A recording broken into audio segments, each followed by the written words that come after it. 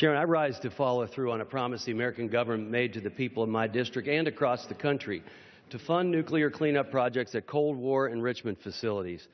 This amendment would direct $15 million to the Uranium Enrichment, Decontamination and Decommissioning Fund. At the height of the atomic age, the government began enriching uranium in our arms race against the Soviet threat. One of these facilities is the Portsmouth Plant in Pike County, Ohio. Today, half a century later, it needs to be decommissioned and cleaned up, a task that has been entrusted to the Department of Energy. Like other DOE projects, Portsmouth is largely funded through uranium sales. Since the price of uranium has dropped significantly since Fukushima, additional funding is necessary to make up for the loss of revenue. The community cannot move forward without an adequate cleanup.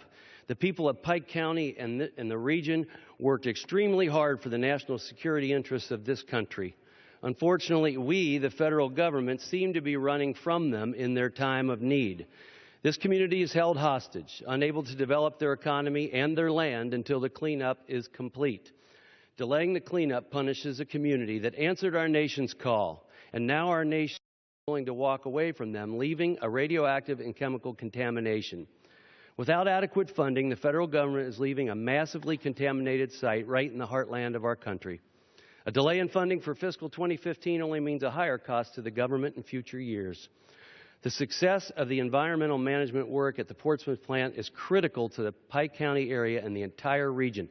We're talking about good, honest, hardworking Americans, and we're standing in their way by undercutting the project's funding and leaving a contaminated Cold War facility in the heart of their community.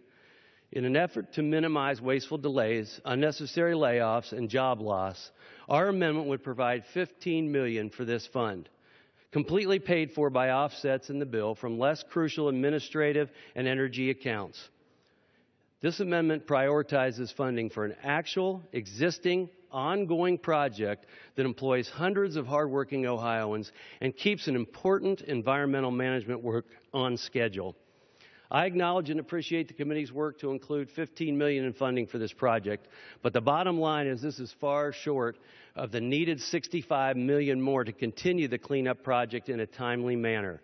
Again, I urge my colleagues to support this amendment. With each delay, the cost goes up.